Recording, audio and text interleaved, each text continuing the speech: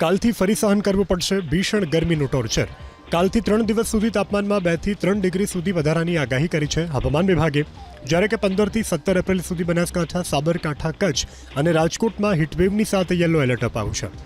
સાથે દરિયા કિનારાના વિસ્તારોમાં ગરમ અને ભેજવાળા પવનની શક્યતા પણ વ્યક્ત કરાઈ છે. જો કે 17 એપ્રિલ બાદ તાપમાન 2 થી 3 ડિગ્રી સુધી ઘટી શકે છે. કંડલા એરપોર્ટ રહ્યું સૌથી ગરમ.